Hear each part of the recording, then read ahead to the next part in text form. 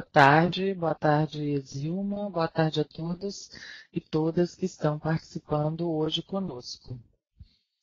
Esse tema, a implantação de projetos locais de fitoterapia, ele surge porque a gente é muito procurado aqui no município de Vitória, onde nós coordenamos o programa municipal de fitoterapia e, consequentemente, nós pensamos em dialogar com, né, vocês que estão nos assistindo e trocarmos também ideias e experiências sobre os projetos que, porventura, vocês também desenvolvam. Retomando, né, o conceito de fitoterapia para todos, a utilização de extratos vegetais de plantas medicinais para tratamento de doenças.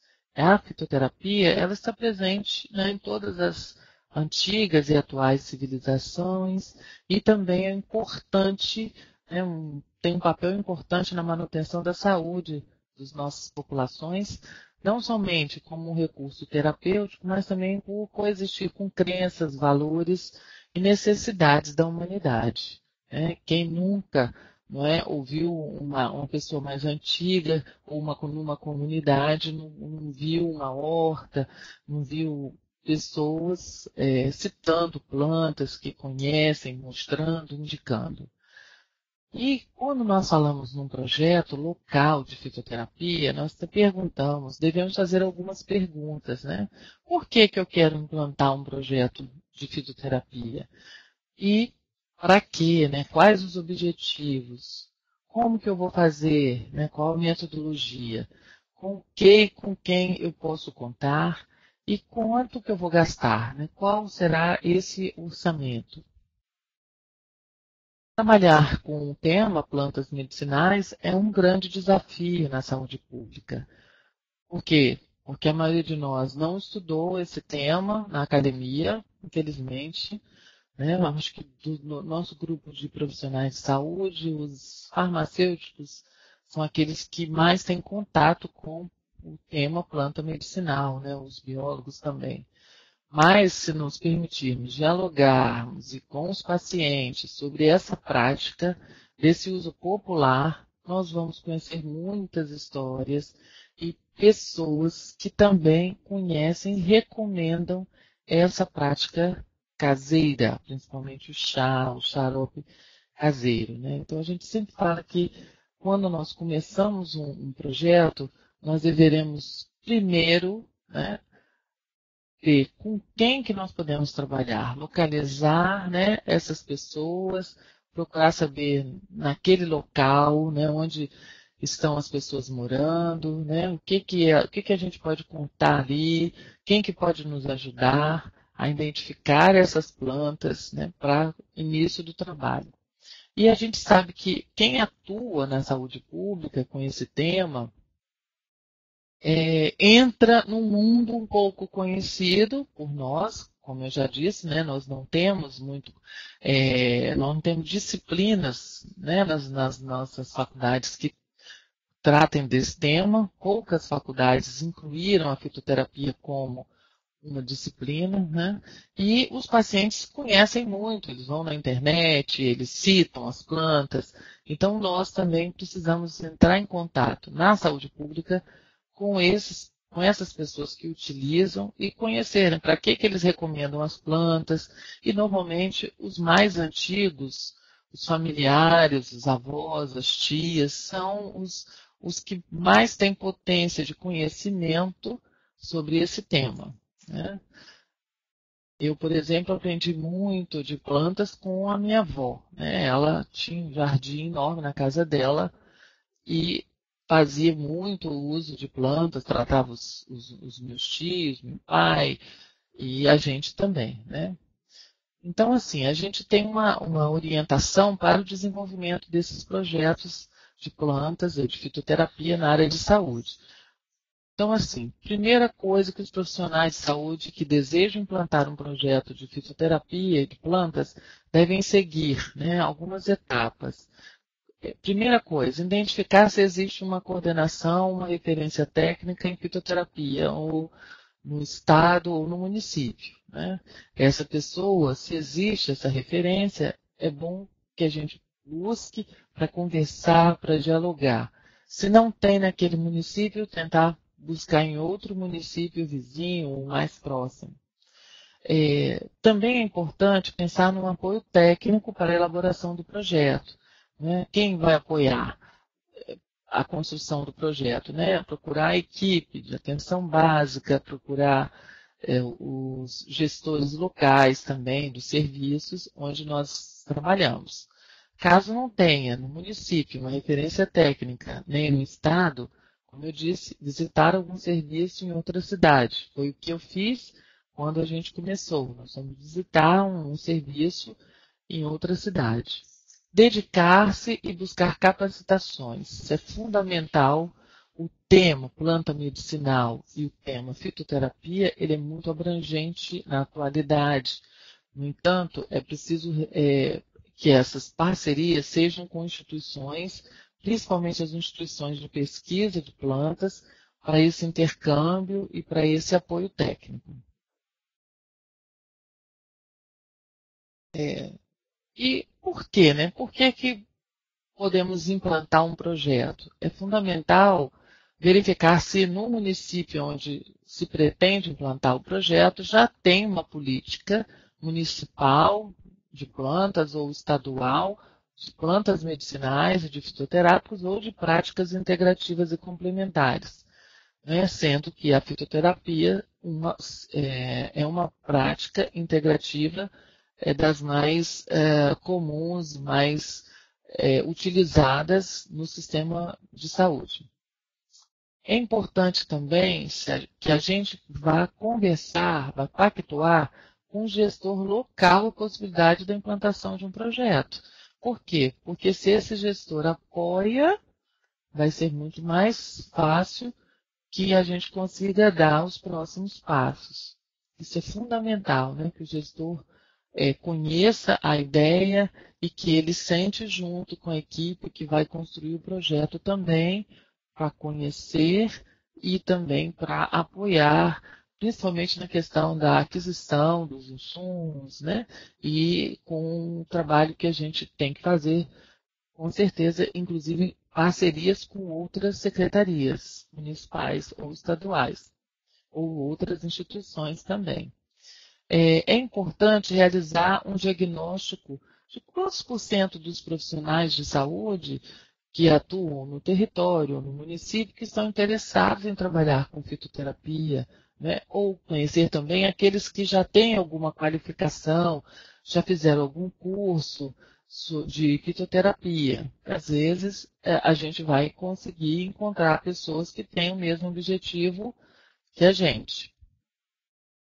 Esse diagnóstico também auxiliará a área técnica ou gestores a justificar a aquisição dos insumos, né, a realizar as capacitações, vai ter uma ideia desse número de profissionais interessados no tema. Isso é fundamental também, um passo fundamental para a implantação de um projeto.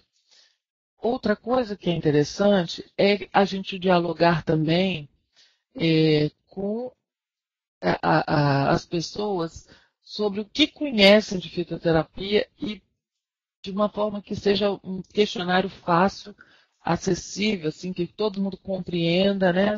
Perguntar coisas básicas.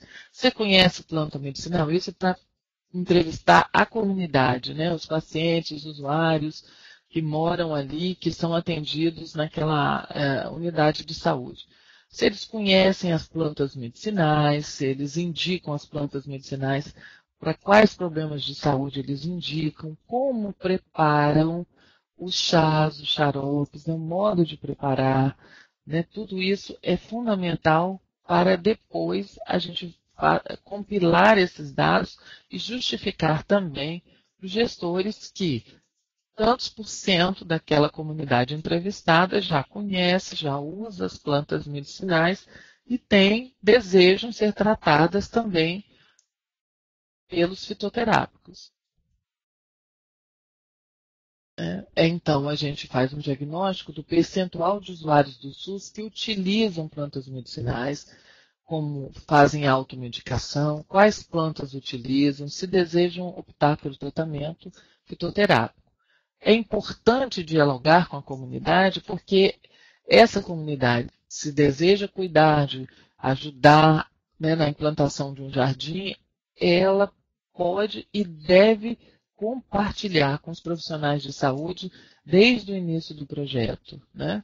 Pensando junto, né? Fazendo um trabalho de promoção da saúde junto com os profissionais de saúde, pensando na possibilidade já da implantação da fitoterapia. Identificar também uma área, né, no entorno da unidade, ou próximo do serviço, para a implantação de um jardim ou de uma horta medicinal. É muito importante ter uma horta medicinal próxima à unidade ou dentro do próprio espaço do serviço, porque isso vai facilitar o diálogo, vai facilitar as trocas e as ações educativas que podem começar por ali. É importante também que esse projeto seja validado no colegiado da unidade de saúde, né? Por quê?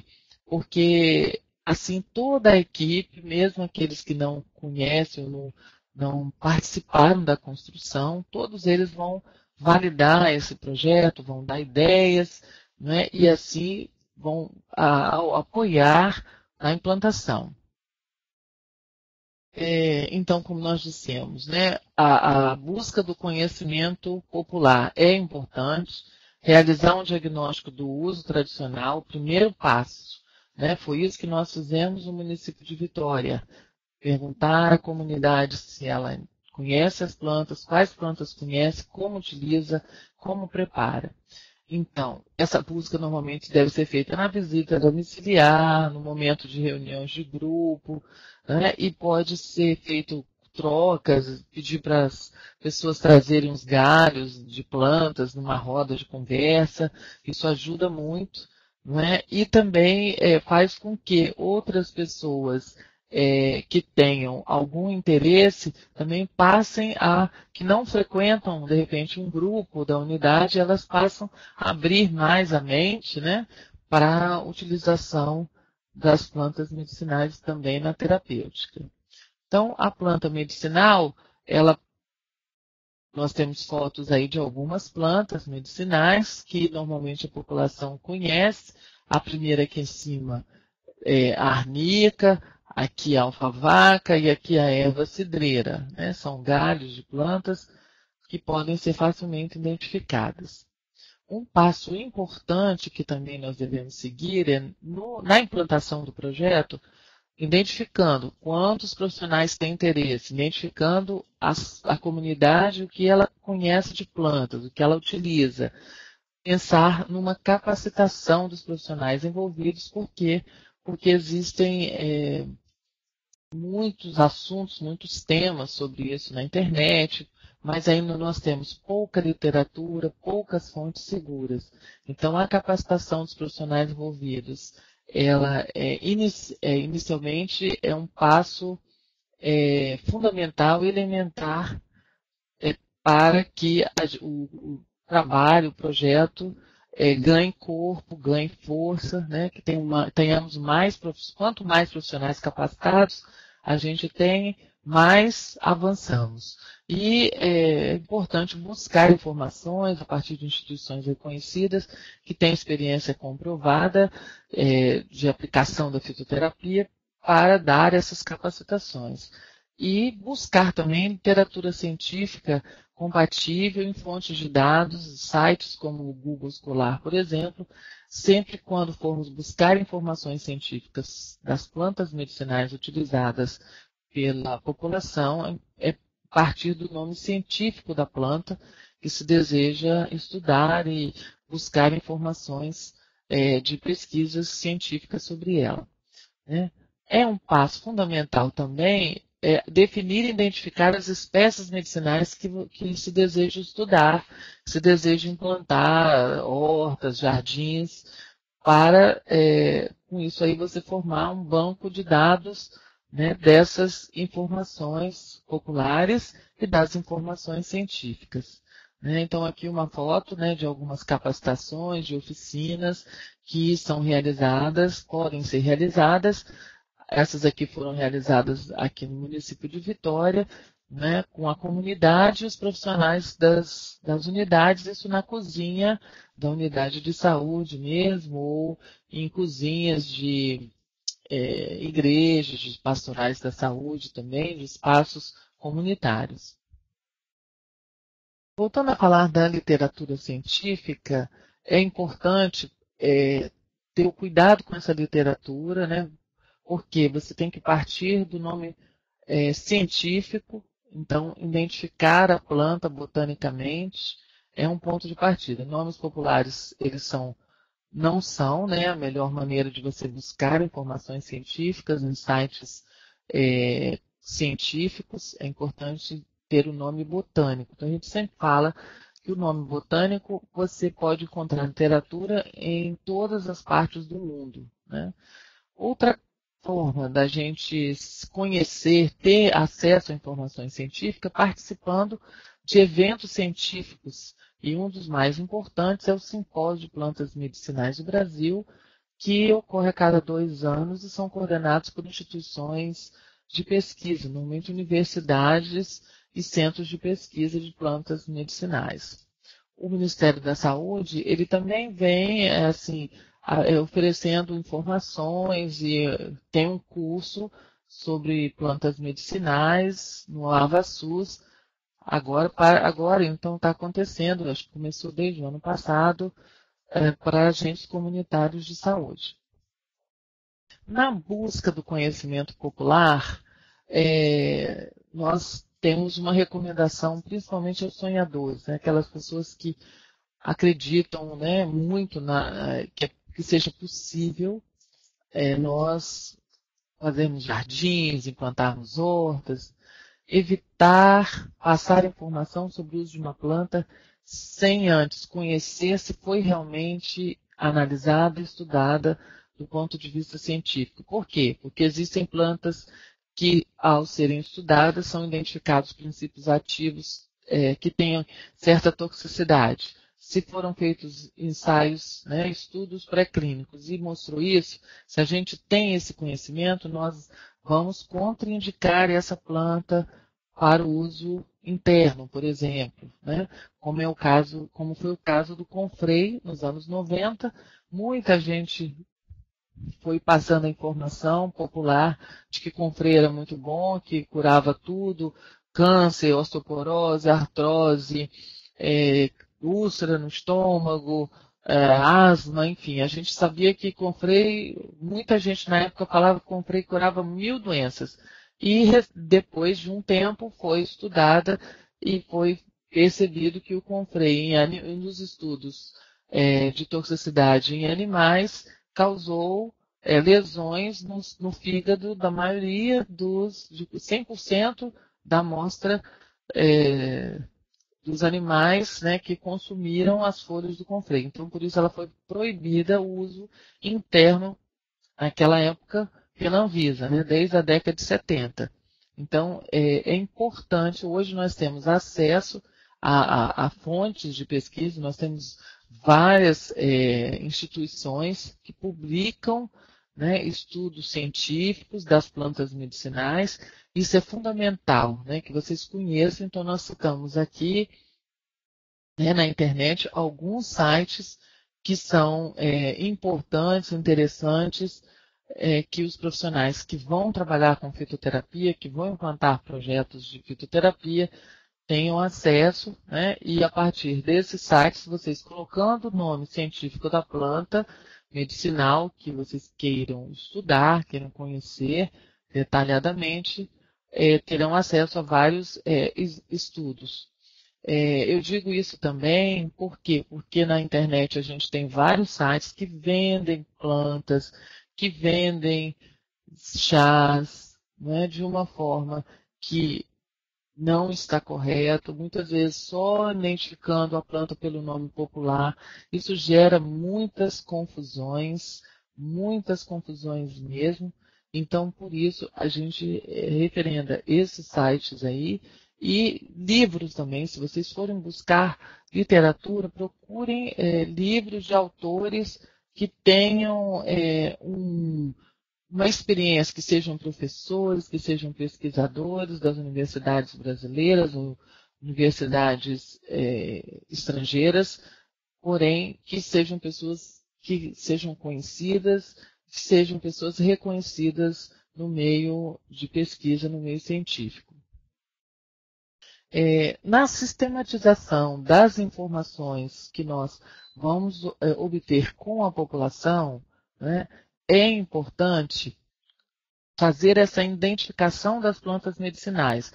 E, de certa forma, porque a partir dessa identificação você vai buscar a orientação sobre o cultivo, sobre o uso correto e as contraindicações. Recentemente, o Ministério lançou alguns documentos que orientam sobre essas informações seguras e que já tem uma definição do uso e de prescrição. Isso vocês vão obter no site do DAB, do Departamento de Atenção Básica.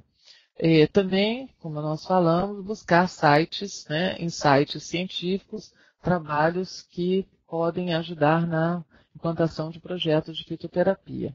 Aqui, por exemplo, né, o que a gente chama de exicatas, né, que são a planta e as partes dela, que você pode secar, né, e colocar ali o nome botânico, né, os nomes populares, né, para que isso ajude na documentação.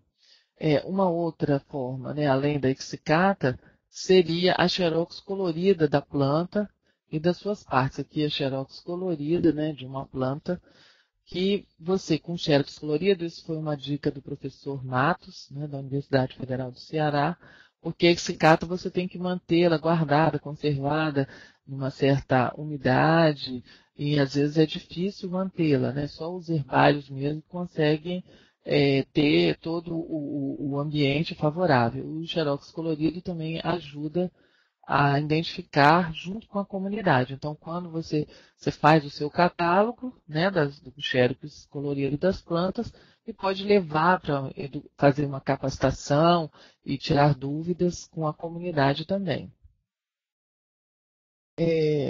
A verificação dessas informações científicas, se elas são coerentes com a informação popular, é importantíssimo, como eu disse. Então, quando nós buscamos informações populares sobre determinada planta, nós vamos registrar nesse questionário, nessa entrevista, mas depois nós temos que validar se aquela indicação popular tem estudo científico que justifica a indicação daquela planta. Um exemplo, por exemplo, é uma planta medicinal que tem nome popular e nome de medicamento. A gente encontra planta com nome de Anador, com nome de Novalgina, com nome de Doril, etc. Mas a gente faz a seguinte pergunta quando nós encontrarmos essas plantas com esses nomes. Nome de planta medicinal e nome de medicamento, fantasia. A gente fala, não façam isso, vamos colocar um nome nessa planta que seja o nome botânico dela. Então, qual é o nome botânico? Então, a partir da identificação da planta, de uma exicata, você pode tirar dúvidas com colegas, né, do Brasil todo, né, e buscar em literatura se existem livros também que têm fotos das plantas que ajudam também a gente fazer essa identificação botânica. E depois, tem estudos in vitro? Tem estudos pré-clínicos? Tem estudos clínicos? Tem estudos que se conhecem a toxicidade? Qual é o risco do uso dessa planta? Grávida, criança, idoso podem usar? Qual é a dose que nós podemos orientar? Tem contraindicação? Tem alguma contraindicação? Né? Então, todas essas perguntas a gente deve fazer quando se identifica uma planta indicada popularmente. Se nós não encontramos nenhuma informação científica coerente, bem estudada, nós não devemos inserir essa planta na lista de plantas do município, nem do projeto, e devemos apenas guardar, né, tudo bem, deixá-la ali de lado, mas sem perder de vista a busca das informações. Mas nós também não devemos incentivar o cultivo e o uso dessa planta pela comunidade até que nós tenhamos informações mais seguras, principalmente sobre os estudos pré-clínicos, clínicos e toxicidade. Algumas plantas medicinais são contraindicadas na gestação, na lactação, na infância, em idosos, e nós vamos tratar desses assuntos brevemente. Lembrando, então, na seleção das plantas medicinais mais apropriadas como recurso terapêutico, na atenção básica, o que nós devemos seguir? Que a hora da escolha dessas plantas, para nós fazermos a orientação à população sobre o uso, sobre o cultivo, os cuidados que precisam ter.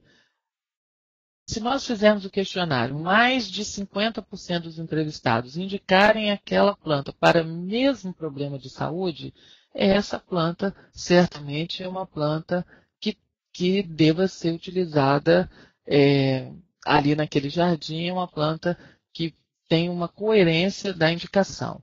É importante também ver se essa planta tem pesquisas científicas comprovando sua indicação.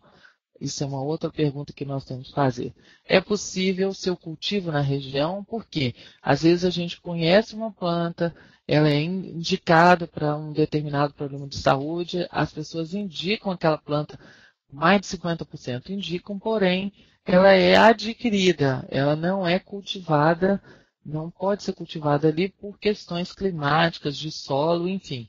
Então, é importante, né, verificar isso também junto a um agrônomo, ou um centro de agronomia, um instituto de pesquisa, enfim, isso é importante também. E é importante saber se seu uso não apresenta riscos de intoxicação ou de algum efeito colateral grave, perigoso para a saúde. Nós devemos desaconselhar, então, plantas medicinais quando nós não encontramos estudos científicos comprovando sua eficácia. Então, você procurou estudo científico, você buscou, não encontrou nada. Nós não deveremos ficar indicando ou recomendando, você está fazendo chá disso?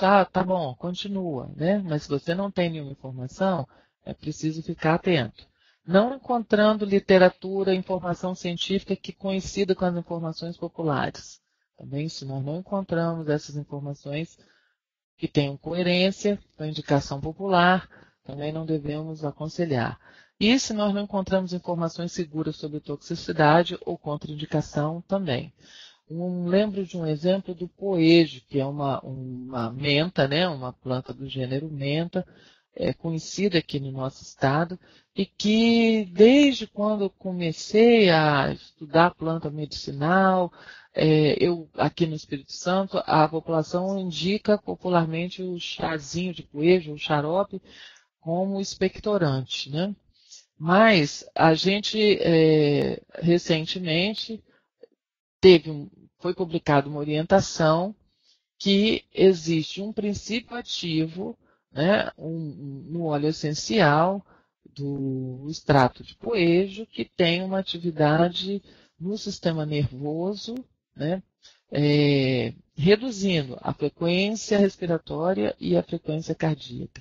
Então, por exemplo, crianças menores, né? Então a gente não recomenda o poejo para crianças menores de 6 anos, por conta do risco, né, dessas crianças serem mais sensíveis ao uso de qualquer medicamento, mesmo natural, sendo o poejo, então, contendo, né, o extrato de poejo, essas pulegonas, que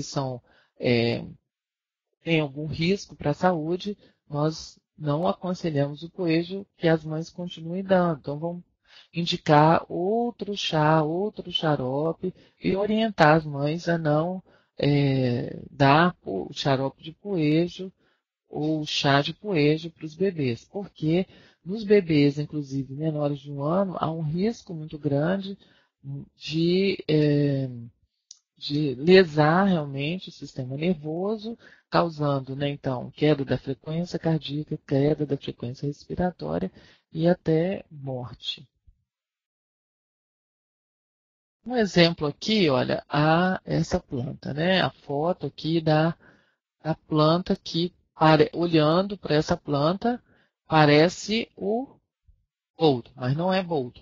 Exemplo, é o hortelã. Aqui no nosso estado, no Espírito Santo, ela é chamada de hortelã-pimenta, mas talvez no sul do Brasil ela tenha outro nome. Então, o nome popular da planta é muito modificado, né, de acordo com a região do Brasil onde ela é conhecida, onde ela é cultivada.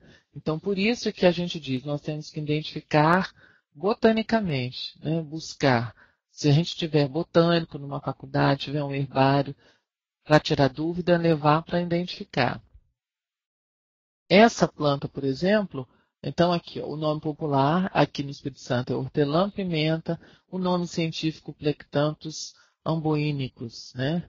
Então ela possui um aspecto semelhante ao boldo, mas o cheiro e o gosto não tem esse gosto amargo do boldo, o cheiro também não. As folhas são mais duras, quebradiças, e elas têm um teor elevado de um suco mucilaginoso quando a gente corta as folhas. Tem uma atividade antibacteriana devido à presença de duas substâncias do óleo timol e o carvacrol presentes no óleo e que melhoram os quadros respiratórios. Então, ajudam naquela tosse seca, naquela tosse irritativa do quadro gripal. Né? Também tem uma atividade protetora da mucosa, o óleo essencial é rico em timol, tem ação antimicrobiana local, eficaz no tratamento da rouquidão, nas inflamações da boca e garganta, podendo ser feito infusão, xarope ou bochechos. E não se conhece estudos de toxicidade. Então, essas informações foram obtidas de literatura que nos garante, né, essa conclusão. Ao mesmo tempo, a gente tem uma outra hortelã, que também é chamada de hortelã do quibe, ou hortelãzinha, que é uma hortelã da família das mentas, né, a menta vilosa, menta X vilosa. Muito utilizada, né, desde a antiguidade e é bastante conhecida no Brasil. Utilizada na culinária, para temperar carne, quibe, preparo de licores. E essa planta, ela tem 90% de um óxido de piperitona com uma atividade antiespasmódica. Então, por isso ela tem uma ação analgésica, antiparasitária, também indicada na prevenção das giardias e podendo ser utilizada sob a forma de xarope, de sumo ou usando as folhas picadas nas saladas. Né? Existem várias espécies de menta que geram confusão na identificação botânica e principalmente da população leiga. Né? Aí está a foto, né, dessa hortelã, da menta X vilosa, para vocês verem então. Então, na mesma planta, hortelã, duas plantas com o nome de hortelã, porém de espécies de gênero diferentes, né, famílias diferentes.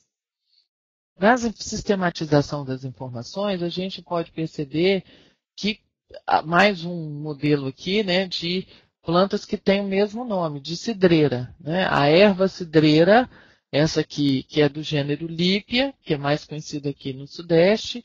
No Sul, a gente tem a erva cidreira do Sul, que é a Melissa officinalis, e ainda tem o capim cidreira, que é uma planta que tem esse nome porque tem um cheiro semelhante à erva cidreira. Então, isso aqui são três plantas que são chamadas de cidreira, falsa cidreira, erva cidreira, e que só o nome botânico pode definir qual é a planta medicinal.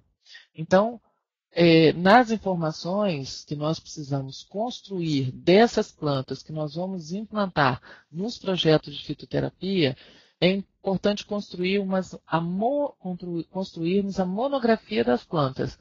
E nessa monografia, o que ela vai conter? Todos esses itens aqui.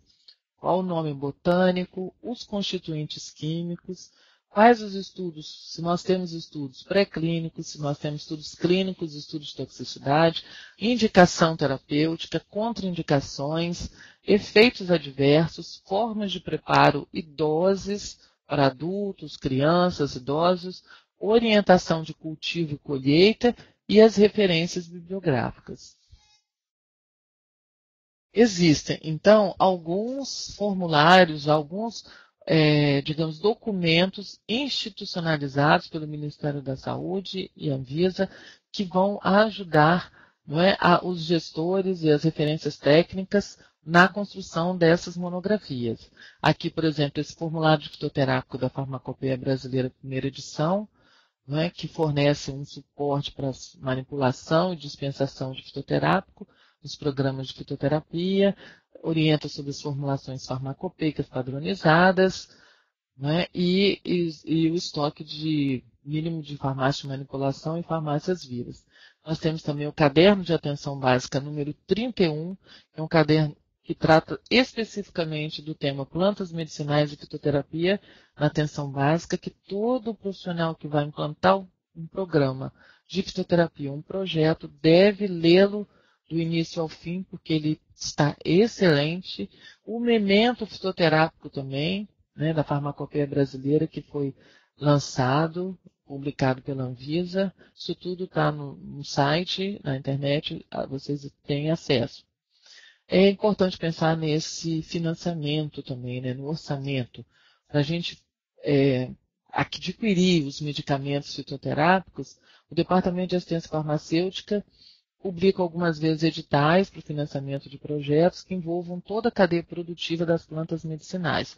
Importante que os farmacêuticos das equipes de assistência farmacêutica estejam atentos, né? É importante acessarem a política e o Programa Nacional de Plantas Medicinais e Fitoterápicos também. Essas informações elas podem ser obtidas também diretamente pelo e-mail e pelo telefone do Departamento de Assistência Farmacêutica, o Núcleo de Fitoterapia. É fundamental também que, para a implantação dos projetos, que a gente conheça as políticas nacionais, né? Aqui é a Política Nacional de Plantas Medicinais, Brasil, e o programa, né? São 2 documentos também disponíveis no site do Ministério da Saúde. Essa lista, a RENE-SUS, né, que é a Relação Nacional de Plantas Medicinais de Interesse ao SUS, também é interessante, porque ela foi construída por um grupo de profissionais experientes e ela tem uma relação de espécies vegetais com potencial de avançar nas etapas da cadeia produtiva, gerando produtos de interesse ao SUS. Ela foi construída com esse objetivo e é também acessível na internet.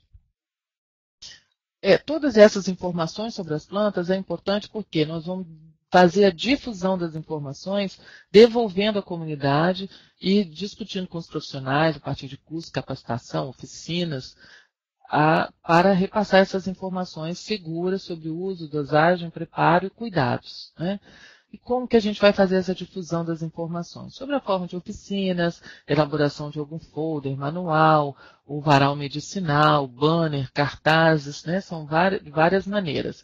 Aqui, né, oficina com a comunidade, os agentes de saúde, a técnica responsável, a unidade de saúde de Andorinhas, né, que é uma equipe maravilhosa que já desenvolve o projeto local lá há bastante tempo. Né? A produção de folders, de material educativo sobre plantio e cultivo é muito importante. Né? As oficinas, as trocas de experiências. Em Vitória a gente tem um manual que a gente pode repassar para os interessados a partir do correio também. Em breve nós vamos disponibilizar na internet. Né?